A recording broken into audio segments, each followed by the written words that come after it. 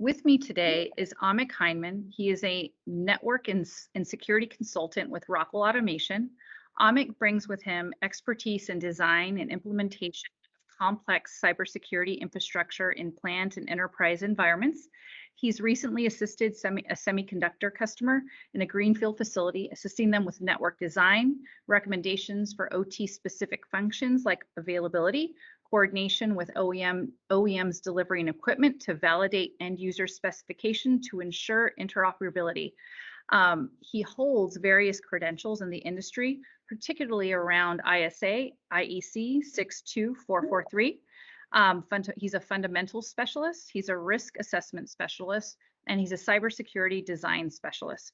He also holds a Cisco certified network associate, a CompTIA Security Plus, and for the Idaho State University, he is on the Cybersecurity Advisory Board. So as you can see, he is very well credentialed. So welcome, Ahmik. Thank you for joining us today. Yeah, thank you. So Ahmik, it's been clear within the IT space why visibility is so important. But as we see increased connectivity on the plant floor, it's not been so clear as to why manufacturers should be concerned. Can you clarify or help clarify why manufacturers should be concerned? Yeah, good question. One of the things when we look at OT cybersecurity, we really need to take a proactive, holistic approach to that. And one of the frameworks that we can use to kind of capture this and prioritize that focus is around the NIST cybersecurity framework. And you can see the different categories before, during, and after. And under that, we've got identify, protect, detect, respond, and recover. So one of the first things we have to do if we're going to protect some of those assets, identify those vulnerabilities is really run through and perform an asset inventory. But the NIST cybersecurity framework is a kind of a critical piece to kind of holistically look at that solution. So, Rexel and Rockwell, we didn't come up with these standards or procedures or framework for cybersecurity, but they're dedicated resources that have. Can you tell us a little bit more about these entities that develop these frameworks? Yeah, so there's a couple. It's worth noting, 62443. That is a really kind of a series of standards. That's most holistic industrial cybersecurity standards out there, which provides an overall framework, but it's very detailed. If you're looking for a guideline for industrial control system security that is freely available to download, that's the NIST 800-82R2. Very good guide, provides recommendations. And within the document, like both 62443 and NIST 800-2, they talk about security frameworks, and NIST specifically talks about the NIST cybersecurity framework. And really that is kind of a best practices, for critical infrastructure in the United States. And of course, we also see, ICS cert as well, providing some, technical documents. If we take a look at, again, a little more, you might recognize if you've heard about the NIST cybersecurity framework, you might see this in the bottom right, where we have identified, protect, detect, respond, recover. And really it's positioned that way to kind of show that it's an iterative process. It's not a one and done thing. We have to continually perform those actions as the systems change, and as new vulnerabilities are released or classified, to be able to capture that, identify how we're going to respond, to legacy assets. So that's kind of a brief overview of that NIST cybersecurity framework. Yeah, so like you mentioned, visibility is crucial. It's critical, especially when we see that customers are trying to leverage smart devices. So how do they begin their journey to achieve visibility? Yeah, so if we take a look at that, it really depends on the systems we're looking at. If they're connected, network devices, or isolated or disconnected. And we see obviously a mix of both of these in industry out there and facilities, where you might have some islands of automation and other systems that have that connection. So if I have a if I've got some software to detect, what assets are out there, that's not going to do much for an isolated, disconnected system. So we have, continuous threat detection solution offers inventory capability and visibility piece. FactoryTalk Network Manager does as well, from a connected network standpoint. And then from an isolated standpoint, that's where, we offer services to come in and perform, an evaluation of those assets and capture that kind of manually to report back. So it depends on the organization, but usually it's a blended solution that's connected and as well as disconnected. Thank you for that. So now that we understand the why, let's move into the how. What do you mean by some of those connected solutions?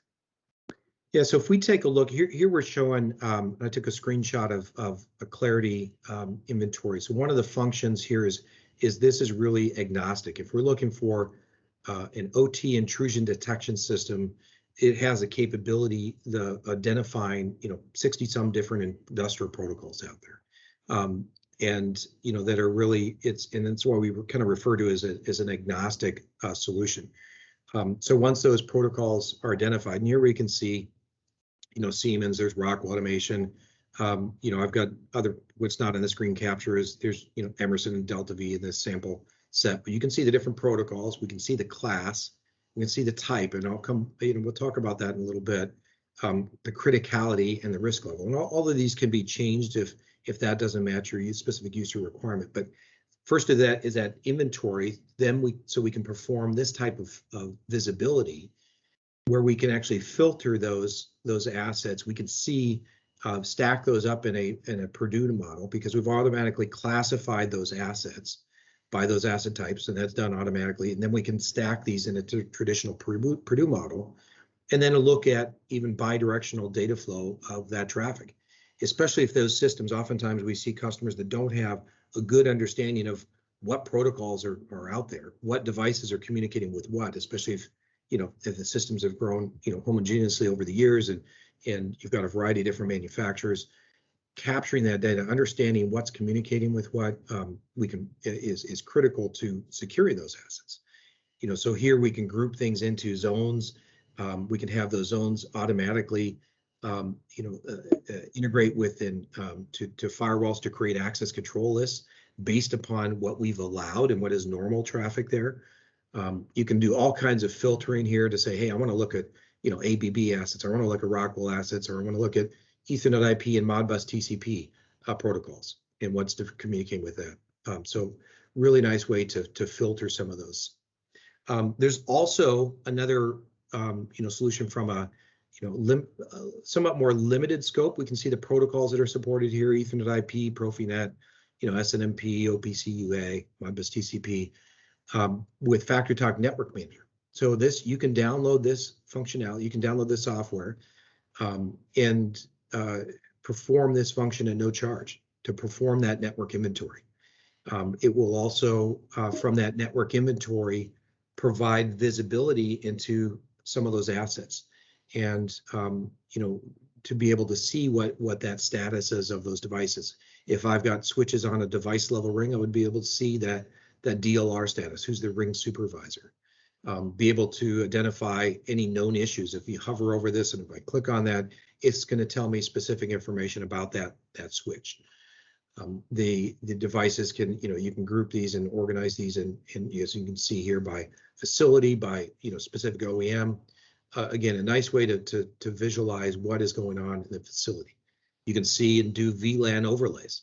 So here we're doing a VLAN overlay, and in this specific VLAN, we can look at DLR, PTP, parallel or precision time protocol, which I'll show you in kind of subsequent slides here. If we take a look at, in this case, even backplate bridging. Now, in this example, if I wanted to bridge through this backplane, I would have to apply a license to that, a very granular license. I can assign and apply that license as $54 a node, per year. So very cost-effective way to provide additional visibility down through the backplane of that Logix controller. If I'm going out on, well, I've got an Ethernet EN2T connection here, and I've got a device level ring connection down here. That's where I can see the status of what's going on, see those connected devices through that.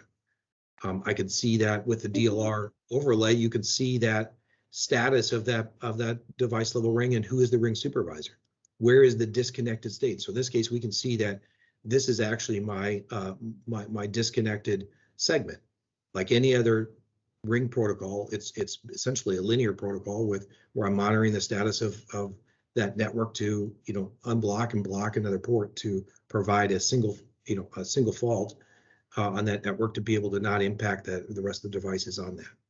So nice way to provide again that visibility of what's going on in that facility. Precision time protocol is another critical one to understand where are my boundary products. How is my time synchronizing down to the control system?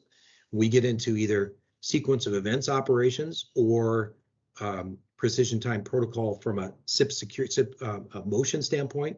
That requires on a very high accurate clock. We leverage time synchronization, IEEE 1588 for that time synchronization. But understanding how those, if I start to connect some of these assets together, I really have to know and configure my time synchronization so I don't affect my other zones as they shift to a better time clock, which might interrupt the motion control traffic. So again, understanding what's going on in the network, how things are configured, where issues are, that's one of the benefits of FactoryTalk Network Manager. So we've talked about asset visibility with connected devices. What about some of those disparate systems that aren't connected? How do you identify the connected or isolated systems? Right. So one of the things I briefly mentioned before was this install-based evaluation. So this is an on-site performance or we come on site, we evaluate the facility, define areas within the facility, and some of that's going to be requests and feedback from that from the key contact at the facility, how you want things organized and orchestrated. But it's really around the identification of those assets, identifying the product lifecycle status, to make sure that we're not running into obsolescence risks out there. Comparing that inventory, the install base with the spare parts on the shelf to make sure that you've got proper coverage in the event of a failure, and then also identifying if you've got a bunch of legacy assets out there that are obsolete and at risk, and maybe spare parts are an issue there locally. Obviously, helping prioritize and figure out where should you spend your money as far as migration and reducing that risk. Because if you've got some legacy assets that aren't available anymore, you don't have spares, and they're part of a critical process, that's a recipe for disaster if that doesn't get addressed. So that's one of the things that install-based evaluation helps with. If we take a look at vulnerabilities, if you're trying to identify vulnerabilities within the control system, that's where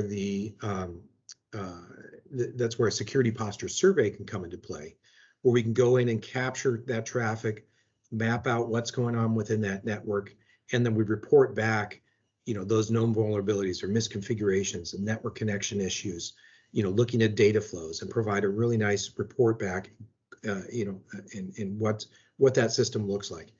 It's a snapshot in time, versus a continuous threat detection solution or inventory solution, but it is a way to take that disconnected space and be able to provide understand of what's out there and how things are configured. Hey, Ahmik, we have a question in the chat. SR is asking, is this add-on product along with Clarity Solutions? And I think they were talking about Network Manager. Oh, yes. And if that's in reference to Network Manager is Clarity is a company that it's not a Rockwell product. Rockwell is a major investor in Clarity, and so that's a separate solution that we deliver. FactoryTalk Network Manager is a Rockwell product, and we work in concert with Cisco on that. So that is something that again you can download today if you want. And we can follow up with the conversations day with the presentation, and we'll include a link to where you can kind of download that. Thank you, Ahmik. So now that we either have visibility to our assets or are aware of our assets that we don't have visibility to. What do we do with this information? Yeah, good question. So we take a look, going back to this NIST cybersecurity framework, we can see that vulnerability and risk assessments is part of that identify and protect, right? Which is that before. It's understanding, once we have that inventory, qualifying that, correlating that to known vulnerabilities. We don't have to do that in a manual process. Oftentimes today we see customers, and I've had like one engineer was complaining to me that his engineering manager was the engineering manager received the CISO had signed up for the vulnerability notifications from IC CERT, and so they were getting all kinds of notifications and sending that down to the engineering manager. Are we at risk? Right. So if you don't have an automated process to identify, one, you don't know what assets are out there, and you don't have a way to automate that process to do that correlation. That can be a very time-consuming process.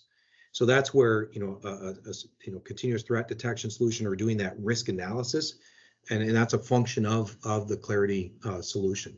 So here we see a dashboard. One, we can see kind of the hygiene score, and this makes up of a variety of different things that you can tweak that based upon the criticality, but it's looking at the criticality of some of those assets. Do those assets have known vulnerabilities that have been identified that haven't been resolved? Well, then that's going to drop my hygiene score down, right? As I start to improve that security posture by addressing some of those vulnerabilities, then we're going to see that kind of score go up. So that can be a very useful way of exposing some of those. We can see that from these dashboards, we can drill into that. So we've got one asset has 149 unpatched vulnerabilities.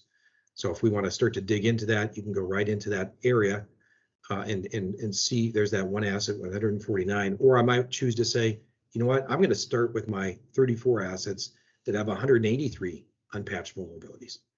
So you can click on that. You'll start to see the assets within that. We can organize this by CVSS score, the Common Vulnerability and Scoring System. So as a way to prioritize that, say, of these 34 assets, I need to address the ones that are coming up as most critical first, and then I'll go, down the path here.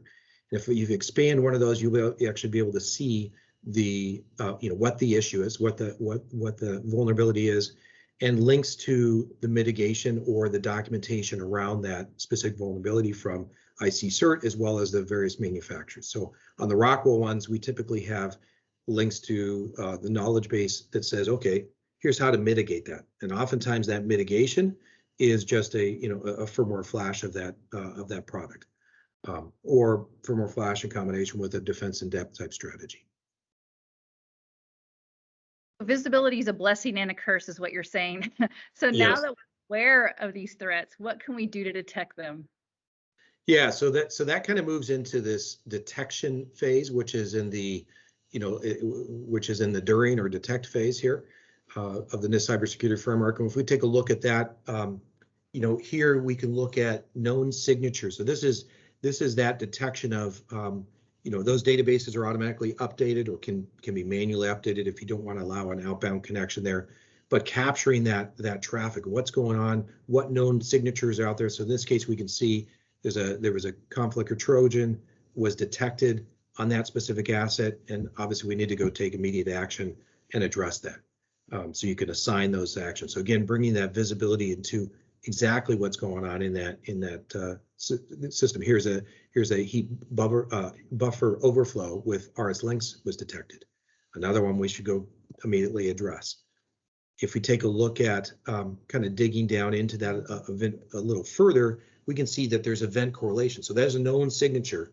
So it's identified a signature. Here we're saying, okay, I've established a baseline within that control system initially, and then this is a deviation to that baseline.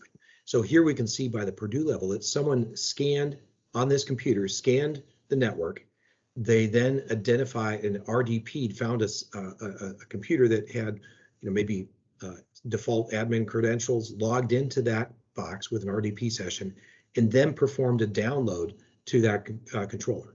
And we can drill down and see exactly what has been performed there, compare the value that was there previously as well as what was changed. And all of that's captured in PCAP files for further evaluation. But this might be a legitimate engineer that accessed this. This was outside of the baseline. So in that case, we would just approve it. If not, we're going to assign this to someone else, to take immediate action. So that's some of the things we get from that event correlation there within the intrusion detection software. So now that we can detect these threats, do we need a game plan to address them? Yeah, that's a good point. And one of the things we're going to talk about in our next tech talk is really about how we address the vulnerabilities within patch management, disaster recovery capabilities, and that again aligns. If we take a look at the NIST cybersecurity framework, the qualified patch management comes really in this identify and protect, and then we'll address backup and recovery and incident handling response as well during the next session. So everyone, mark your calendars for our next tech talk, which will happen on September 21st at 10:30. So I'm going to go ahead and open up the forum to questions. It looks like we got one that's coming in, or we had one. Oh, maybe we didn't. But I'll go ahead and open it up for questions to see if anyone has anything they'd like to ask Ahmik.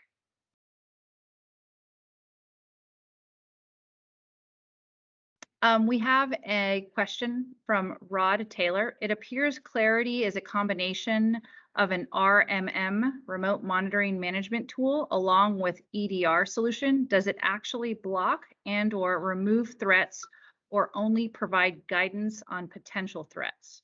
Yeah, so Clarity does not really provide remote access. The continuous threat detection software that we've been showing off is around OT intrusion detection. It does. There's also a secure remote access option as well to allow for secure remote access into that facility. But it does. We once that baseline has been established and their zones and conduits are enabled, we can have that integrate into. There's integration into IPS solutions that like any of the zone firewalls, industrial firewalls out there, Cisco ICE. To restrict that traffic. So we've helped classify that traffic. We've helped build up access control lists, and those access control lists can be dynamically shared with specific firewall vendors to restrict that access. So yes, this is just an intrusion detection, providing that visibility, understanding what's going out there, but there is an interoperability between the intrusion detection and intrusion prevention solutions. Ahmik, we have a question from Baruz. Is this detection automatic or someone's task to run? Yeah, the detection is automatic. You're going to get notifications. Normally this would be, especially if you have multiple sites, you're going to have the sites roll up to an enterprise management console that's going to be a centralized view of this, and providing that centralized view. But it is running. You're going to get notified. You can send email notifications or escalations. It can be integrated into your existing SIEMs for to perform. If you already have that capability of notification and escalation process, then incorporate it into your SIEM as well. And then you might say, okay, now we need to give it a little more detail. Then that's where you bring up the enterprise management console, look at that centrally, drill into the individual facilities to dig into that analysis of that information. And Ahmik, just to dig a little deeper into that last comment, are you seeing customers hire a third party to manage it? Are they internally managing Clarity, or is it maybe a function that IT has assumed? Yeah, so it's kind of we're seeing a mix, and although customers are looking, I think, for more and more vendor managed solutions. So that's one of the things that we will be supporting soon is SOC central management of the different facilities, and we do that today with other critical assets. For monitoring a medium voltage pump in Alaska, we do that and have managed contracts where we'll do that if you don't have anybody there locally, and we'll report, hey, there's a spike in we've got some in current here, we need to go address something before this fails. It's a critical process. So that's really kind of being extended to, cybersecurity, intrusion detection, and monitoring and managing those assets remotely. So we see a mix. Customers wanting that capability, we will soon have that capability. We also see the, if that facility is pretty mature and has a SOC where they're already doing this today and they have people dedicated, then oftentimes the enterprise management console is sufficient for them to manage that internally. Thank you for answering that. I don't see any additional questions. So with that, I think we'll end our tech talk.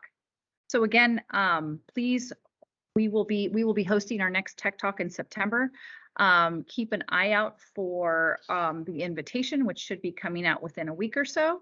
And come to us with any questions or concerns that you might have, and I will be sending out a copy of this presentation along with the link to our Rexel Tech Talk webpage, where you can view this talk once we've ended it.